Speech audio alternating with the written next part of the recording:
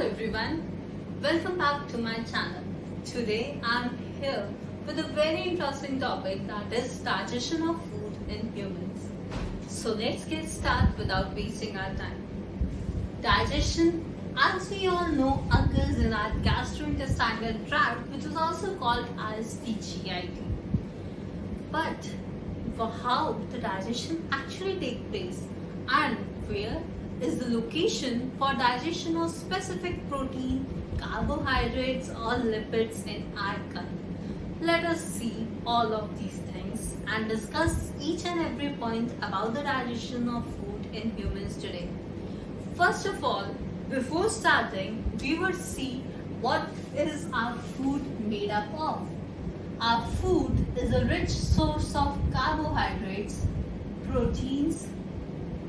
Okay, so I'm going to write carbs for carbohydrates, proteins, lipids, vitamins, minerals and water.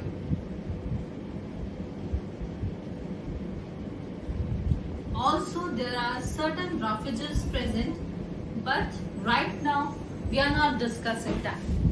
So we all know vitamins, mineral and water are micromolecules and they can be easily digested in our body through blood supply and air. But carbohydrates, protein and lipids require specific breakdown with the help of enzymes for their digestion and absorption by our body. So today we are going to discuss in specific about carbohydrates, proteins and lipids.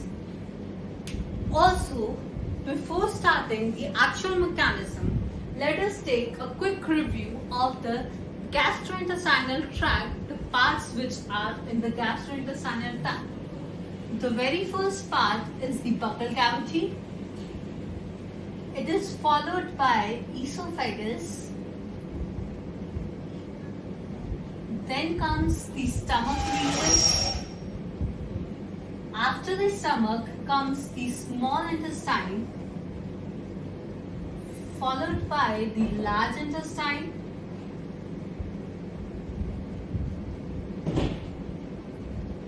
and then the anus part. These are the parts of our GIT called as the gastrointestinal tract, and the digestion takes place in these parts itself. But some specific parts are there, like the maximum amount of digestion takes place in the small intestine. Large intestine is mainly responsible for the absorption of food. This we will discuss after in our next video. Okay, so let's get started with the food. Now we inhale the food through our buccal cavity, and the digestion of food starts down itself in the buccal cavity. As discussed earlier, the main function of buccal cavity is churning of food and mixing of food with saliva. But what does the saliva contain? Saliva contains two main enzymes, that is salivary alpha amylase and another enzyme, that is lingual lipase. These two enzymes are present in saliva and they are very important for the digestion of carbohydrates and proteins. So it is not wrong if I say that the digestion of carbohydrates and lipids start in the buccal cavity itself. Now, to make it easy, let's first start with the digestion of carbohydrates followed by lipids. So, let us start first with carbohydrate. The first or the major part of the food contains the carbohydrates. But which form of carbohydrates do we take in our body and in our food? We take cellulose in a small amount because cellulose is not digested in our body. Okay, remember this thing. Next, we take starch, we take sucrose, okay, we take glycogen, and we take lactose also. These are the form of carbohydrates we take. We don't take glucose directly from a food unless and until it is laboratory given. Okay? The digestion part always have these macromolecules. No glucose is taken up directly from the food. Glucose is taken in these forms: sucrose, lactose, glycogen, cellulose, starch. Okay? Now, the first and foremost, cellulose. This is not digested in our body. Okay? It is digested in animals which are herbivorous. Now, let's come to starch, sucrose, glycogen and lactose. So, the very first step was the mixing of food with the saliva. Saliva, remember, as I have told, that saliva contains salivary alpha amylase, right? This enzyme, salivary alpha amylase, has a property of breaking alpha 1,4 glycosidic bond. Okay, and that too which are present in between, not the terminal ones, only between bonds that are alpha 1,4 glycosidic bond are broken by salivary alpha amylase. So, in buccal cavity, a very few amount of food is broken down into the disaccharides or the oligosaccharides or the trisaccharides. Okay, very few. Why? Because we consume our food in the esophagus very quickly. We don't do proper churning, and the salivary amylase doesn't get proper time. Okay, now a few parts of carbohydrates have been converted into disaccharide and oligosaccharide. But what is our major aim? Our major aim is to convert all the sources into glucose or monosaccharides so that we can absorb it quickly in our body. So let's see. After buccal cavity comes the esophagus. Remember, in esophagus there is no digestive enzyme present, and hence there is no digestion of food. It's just the passage of food from buccal cavity to our stomach. Okay, now we reach to the stomach area. In the stomach area, there is no action on carbohydrates as such. Why so? Because there is no amylase present in the stomach. The stomach has gastric juices, but gastric juices lack alpha amylase enzyme. So there is no action on carbohydrates in stomach. Next comes the small intestine. In the small intestine, remember I told that there is maximum digestion in small intestine. There are three parts of small intestine: duodenum, jejunum and ileum. So let us first see what happens in duodenum. In duodenum, the remaining starch, sucrose, glycogen, lactose, whatever polysaccharide is left, because here a very few amount was degraded into disaccharides and disaccharides. In these duodenum part, the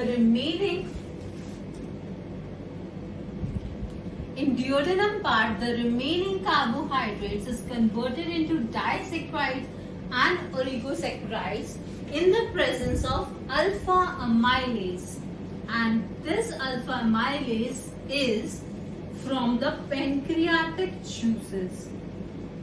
There are certain juices in our body, and pancreas secrete pancreatic juices.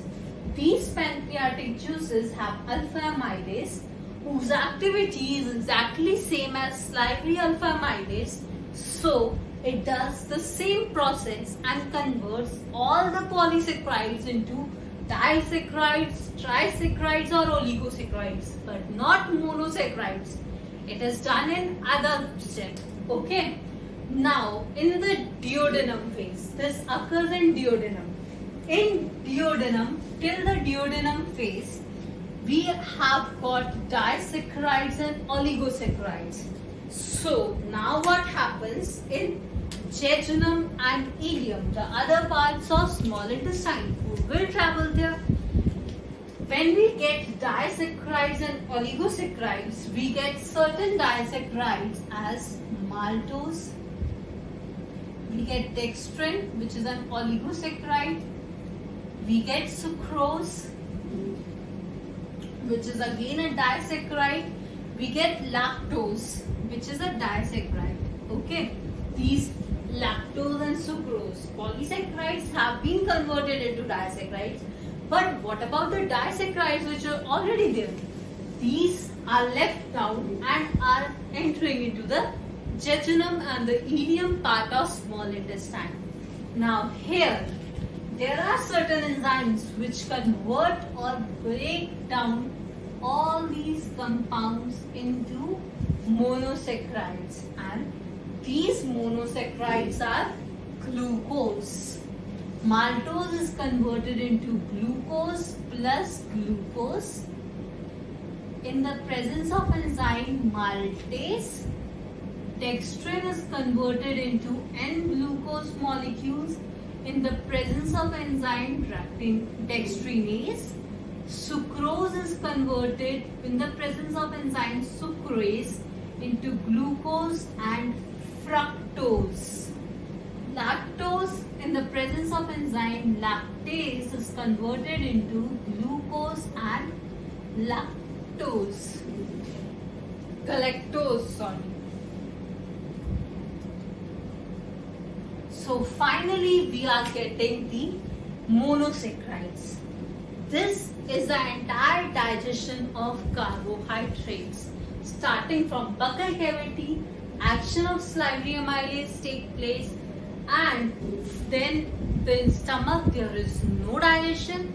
Coming to the next part, that is the small intestine. In duodenum, alpha amylase from pancreatic juices come, and the digestion of polysaccharides to oligosaccharides. The main aim of digestion is to break down the molecule to the monomeric form so that they are easily absorbed in our body. Now we will see what happens to glucose in the absorption part. But remember, there is not only carbohydrate in our food, we have lipids and proteins too. So let us discuss about the lipid. So the next component in our food which we take up is the lipids. We have discussed in saliva the second main enzyme, that was lingual lipase. Okay, before lingual lipase we come.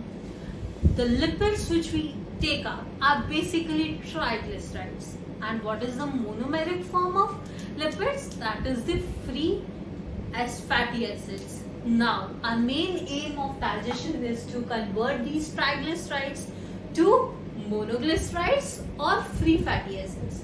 Now let's see how does it occur. In buccal cavity, the first part, that is buccal cavity, these triglycerides are converted into fatty acids and monoglycerides with the help of enzyme. I have told earlier, what was the name? Lingual lipase.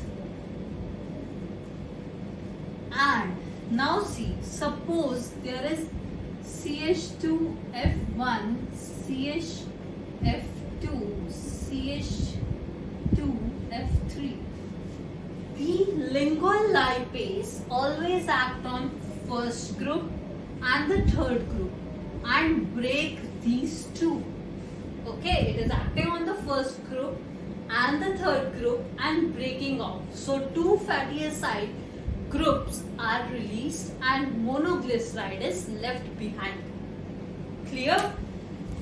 Now, this again is in saliva buccal cavity. The food is kept for a very short period of time. So not all the triglycerides are converted to fatty acids in buccal cavity. A very few amount of triglycerides are converted. Then the food passes to esophagus, and as discussed earlier, esophagus is not having any digestive enzymes, so no digestion or absorption takes place in the esophagus. Now we move to our next part of the GIT, that is the stomach. In stomach, we have an enzyme called gastric lipase. Like small intestine which was having pancreatic juices, the stomach has gastric juices, and the enzyme gastric lipase is present in the stomach, which has the same function as of lingual lipase, and it also converts 2 fatty acids and 2 monoglycerides. This is called gastric lipase, and it is present in our stomach. Okay, now we have to move our food to small intestine. In small intestine, the maximum digestion of lipid takes place in duodenum. Carbohydrates were maximum digested in jejunum and ileum, but lipids are maximally digested in the duodenum region. So let's see how does this occur.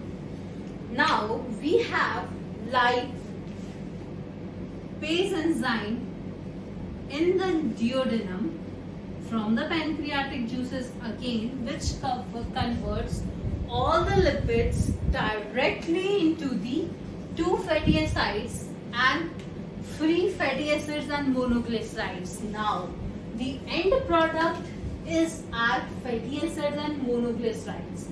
These are further absorbed in our body in the large intestine region. Okay, lipids is a very simple topic, just as the enzyme's name almost the same. The area is specifying the name in the front, like the buccal, lingual, because they have been secreted by the lingual salivary glands. Then comes the gastric from the stomach, gastric juices, and the pancreatic juices is same simple lipase.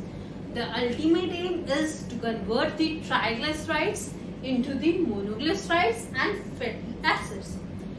Let's move to the next part of our food, the next component. The next component of food is protein. Now, protein we all know is taken up in our body in the form of peptides. Peptides are the combinations of many proteins which are linked together through peptide bonds. Okay, and the monomeric form of these proteins is amino acids. So our main aim is to convert this all dietary protein into amino acids so that they can be easily absorbed in our body. Now let's start. The very first part of the GIT is the buccal cavity. Inside the buccal cavity there is saliva which is secreted by the salivary gland, but the saliva does not contain any protease. There is no protease present in saliva. That is the reason that there is no digestion of protein in saliva and in buccal cavity. The proteins as it is are moved to the stomach region. Inside the stomach, there are certain releases like HCl, and due to this HCl, an enzyme called pepsinogen is converted into pepsin, which is the activated form of an enzyme.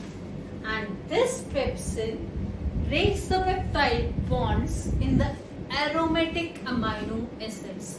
It breaks the peptide bonds in aromatic amino acids. We need to understand this. Okay. So these bonds are being broken. Whenever these bonds are broken, the bigger peptides will get converted into the smaller peptides like dipeptides or tripeptides. So we will get these di or tri. Now, after the stomach, the food been entered into the small intestine region. And remember, the small intestine part has two main parts which are to be discussed, that is the duodenum and the jejunum region.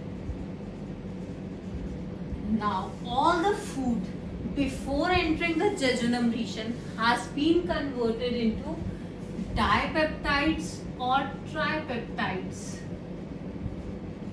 and this is done with the help of certain enzymes which are trypsin, chymotrypsin, elastin, carboxypeptidase,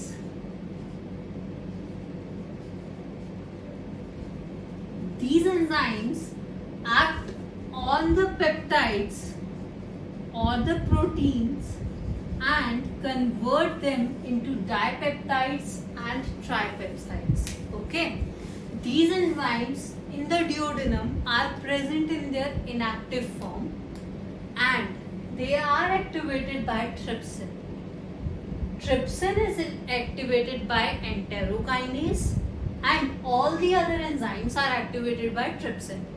When these enzymes are activated, they convert the larger peptides into dipeptides and tripeptides.